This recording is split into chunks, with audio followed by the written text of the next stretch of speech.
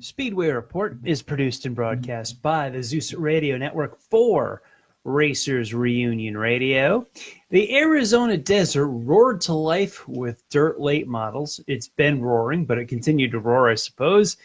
Chili Bowl 2020 came to a close, and Kyle Larson provides so much to talk about, yet on such a simple subject. We've got all this and more coming up. Welcome to Speedway Report, Monday, January the 20th, 2020, from the shores of Lake Norman in Race City, USA, Mooresville, North Carolina. I'm Patrick Reynolds, and thank you for joining the fastest half hour in racing. Have you subscribed to our new YouTube channel yet? I would recommend you do. I've started subscribing to a lot of other places as well that I follow. I don't have to look for videos anymore. Email comes, I get an alert. It's the channel I'm looking for, and their latest entry is dropped right in the inbox. We can do the same for you when I upload this onto YouTube. So go to YouTube and subscribe, because I know you're not going to be on Facebook every Monday at 7:30. We try, but I know you're not going to be there, and I know you don't want to miss an episode of Speedway Report. Let's take a look at the Speedway Report Victory Lane Lap for the weekend that was. We end the day at Martin Luther King Day, and a pretty busy weekend, believe it or not, as we are in mid-January. We'll pick up the Wild West Shootout from Santan Valley, Arizona this past week for dirt super late models. We gave you the results from last weekend. This past Wednesday, Brandon Shepard was your feature race winner. Then over the weekend, Brian Shirley won on Friday night and Saturday night. And last night, Brandon Shepard took the A-Main. He was also the week-long champion out in Arizona. Let's talk Chili Bowl. We'll talk a lot about the Chili Bowl tonight. We've set you up last week for it. Monday night, Cannon McIntosh, at 17 years old, made his debut for Keith Kunz Motorsports, and he winds up winning the qualifying night for Monday. We'll take it through the week. Tuesday was won by Kyle Larson. Wednesday night by Rico Abreu. Thursday by Christopher Bell. Friday by Tanner Thorson. That's pretty much the A-team right there, those four guys. Saturday night, we started out with double O mains on Saturday morning, finished up on Saturday night with the 55-lap A-main, and the Golden Driller finally goes to Kyle Larson. Christopher Bell trying for his fourth straight. He got the 3 this year, not so much. And his quote, Larson just didn't make a mistake. Kyle Larson finally, after years and years of trying, wins his first Golden Driller at the Chili Bowl Nationals. And his victory lane and press conference afterwards provided some great discussion through the past several days. Kyle Larson, so excited, so thrilled to win the Chili Bowl, which is, yes, a very, very big deal, gets out, apologizes to NASCAR and Daytona, and he feels that the Chili Bowl is bigger than the Daytona 500. He later clarified his comments and saying, well, obviously it's not if you just look at the numbers of attendance and the purse money and TV ratings, and as far as I'm concerned, yada, yada, yada. It turned into white noise at that point because Kyle Larson spoke with emotion when he got out of the car, and that the Chili Bowl, to him, is bigger than the Daytona 500. What is wrong with that? Patrick's answer, nothing. If that race is bigger to Kyle Larson than the Daytona 500, then it is bigger than the Daytona 500. I grew up on the Daytona 500 being the biggest race in the world, or should I say, my world, until I went to the Indianapolis 500, and I felt that the Indy 500 was the biggest race in the world. It's got all the numbers and stats to back it up, but in my heart, there is nothing like the Indy 500. The Daytona 500 has its place amongst NASCAR, sure. To me, the Indy 500 is the biggest race in the world. There's plenty of people that can argue and state their case. That's good. Indy 500 is biggest to me. Can the Chili Bowl be the biggest race in the world to Kyle Larson? You're darn right he can. If it's a dirt short track and open wheel midgets, so be it. It doesn't matter what it pays. It doesn't matter how many fans are in the stands or the TV ratings. In Kyle Larson's heart, it's the biggest race in the world. Don't talk to me about numbers or statistics. NASCAR has stepped on itself and tripped over itself for a decade and a half trying to come up with statistics and numbers to justify decisions instead of logically going with your heart. Kyle Larson went with his heart. There is nothing wrong with that, and I can certainly see how so many short track racers, or just any race in particular, can mean more to somebody than the Daytona 500. Heck, Cale Yarborough once said the races at Darlington, being a South Carolina native, meant more to him than the Daytona 500. The Southern 500 meant more to him. The 500-mile companion races at Darlington meant more to Cale Yarborough. He was a South Carolina kid. He grew up there. These races meant the most to him in his heart. They mean more than the Daytona 500. A.J. Foyt got caught cheating at the Daytona 500 one year. He argued with the official, says, hell, if I'm going to cheat, it's not going to be for this little old race, because he was an Indy 500 guy and he knew where his bread was buttered. Now, there was an onslaught on Kyle Larson, because I'm on Kyle Larson's side on this. I'm going to bat for him. I went to bat for Doug Coby with the iRacing. I'm going to bat for Kyle Larson with the Chili Bowl. So many people slammed down on Kyle Larson, and there were, we'll call it the NASCAR snobs. Those ones that look down their nose at, oh my goodness, the short trackers. Should Kyle Larson be even racing the short trackers? He's beating up the short trackers, blah, blah, blah, blah, blah. Let me try to paint a picture, and I'll bet I'll come up with a demographic for folks that knocked Kyle Larson for saying the Chili Bowl was the biggest win to him. I'll bet these folks like playoffs. I'll bet they think the playoffs are great, and they think the Final Four at Homestead is good.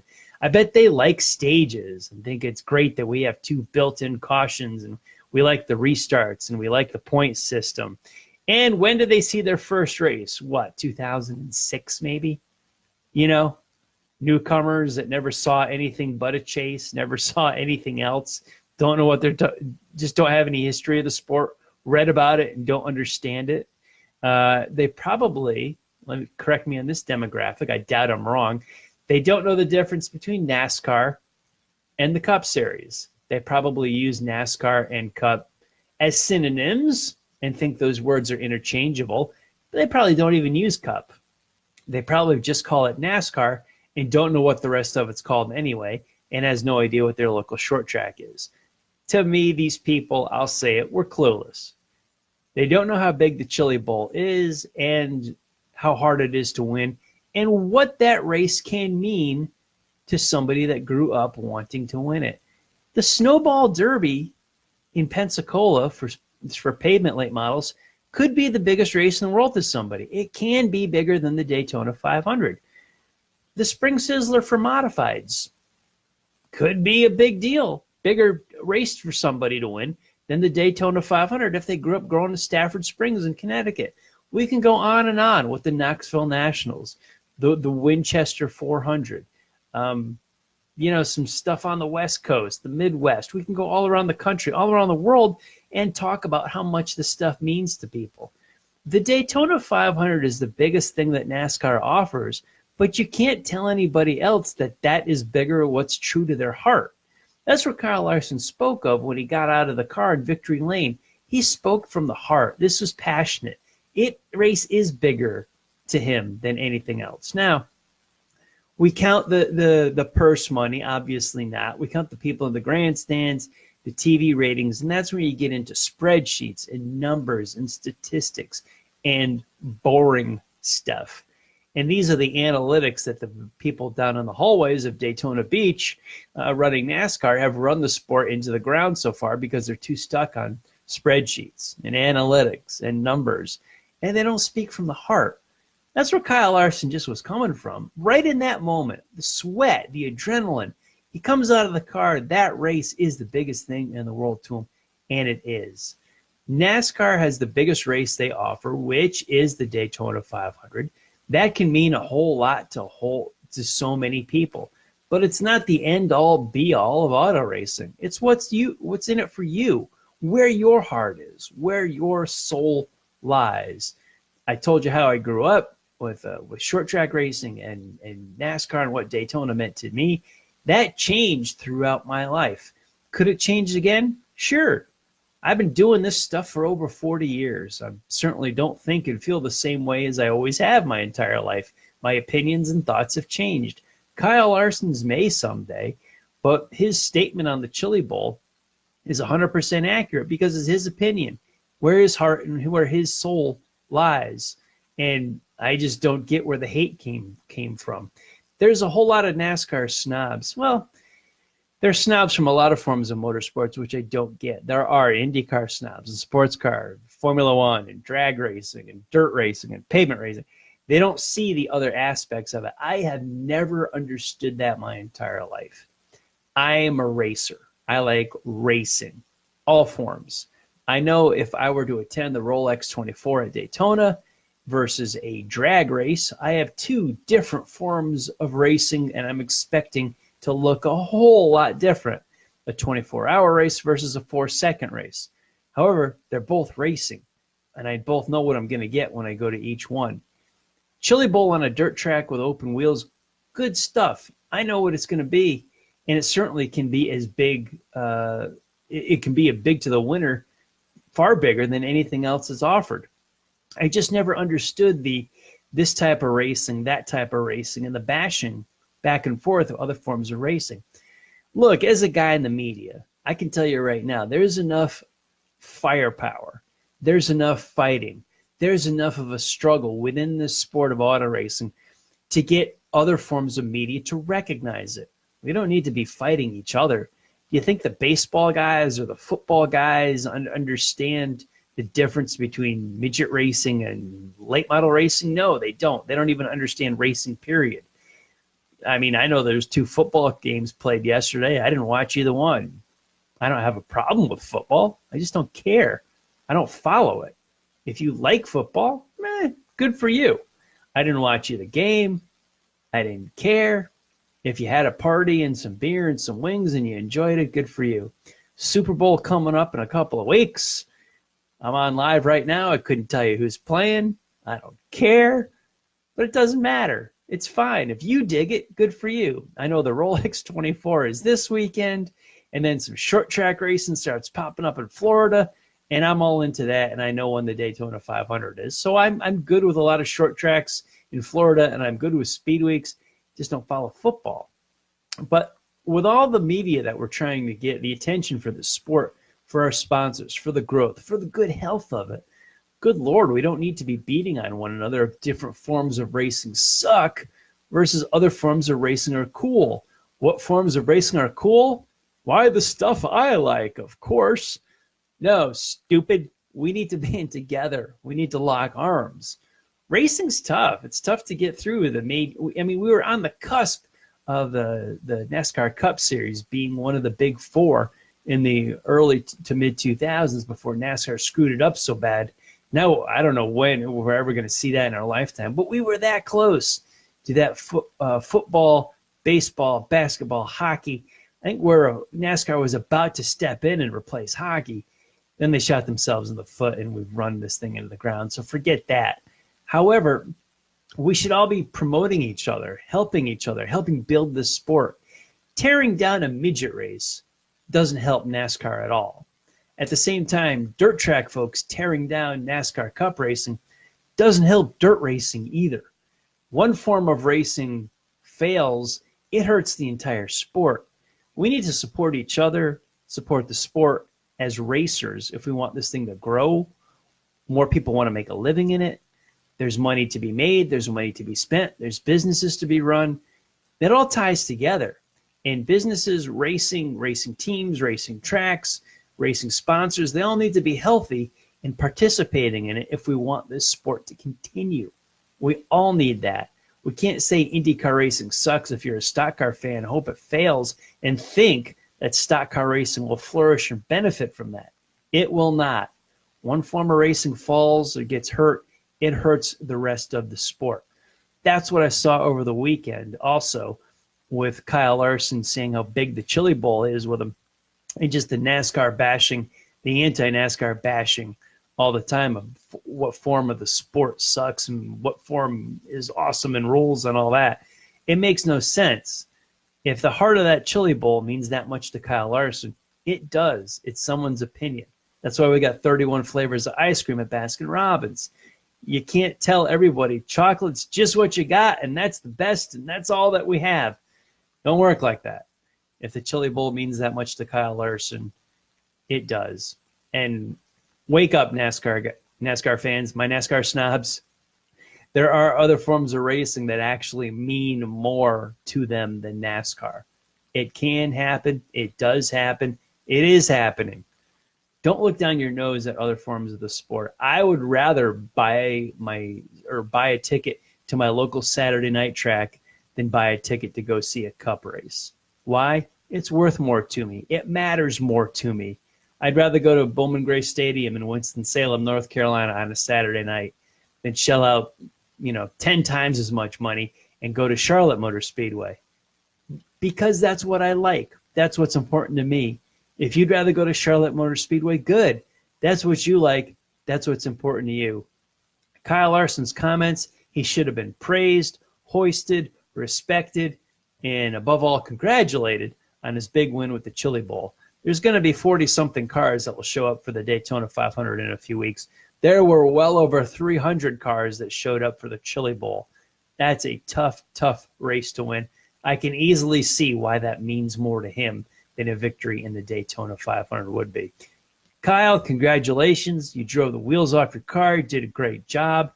And I'm all for it. If the Chili Bowl means more to you, or the Knoxville Nationals, or the World 100, or the Dream, or the Oswego Classic, or the Oxford 250, whatever, that's what means most to you.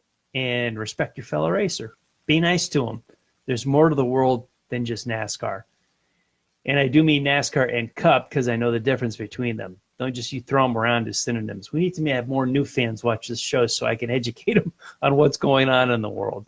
But I think if you bashed Kyle Larson because he actually had an opinion, wake up. Shame on you.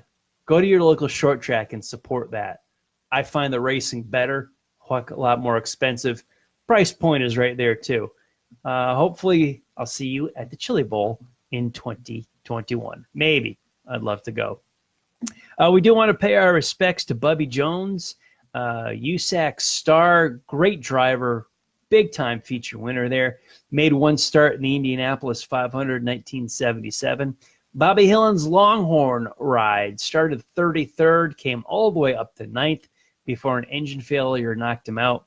But I never met the man myself, so I won't pretend to be something I'm not. But one of the great pioneers and good racers was a former dude cutting hair. He was a hair cutter. He became a sprint car driver and short tracker and was good with USAC, good in the Midwest, moved out west, ran some tracks, won some races, won a lot of races, and just salt of the earth, good short tracker that made his way to the Indianapolis 500. Passed away this past week. Bubby Jones, age 78. Don't know much about him? Look him up. Could be a real racer candidate right there. I'm sure of it. Bubby Jones, former starter in the Indy 500. A lot of wins in sprint cars in the Midwest and in the West Coast. Rest in peace, Mr. Jones. Good to have you along for the ride for us with your racing career. Now, probably the least surprise announcement of the Speedway Report Racer of the Week this week. I went on and on about him. Now, I did look at the Wild West Shootout, and I gave some consideration to Brandon Shepard and Brian Shirley. Both won 2 features this past week out in Arizona. But when you go up against 300 cars and it's taking you this long to get there, and you've got to fight your way through all the qualifying races during the week, and then all the alphabet soup mains and earn your spot in Saturday's A main, the Chili Bowl is simply one of, arguably, the biggest race of the year. Our Racer of the Week obviously goes to Kyle Larson. Congratulations, guys. And I remember when Kyle was down there at the Rolex 24 driving for Chip Ganassi. Well, the young man is a wheelman, not a kid anymore, but good for him. his comments, his win, top notch here on Speedway Report each week. So go Kyle. Former guest on this show, by the way, when he was back racing in the K&N East Series.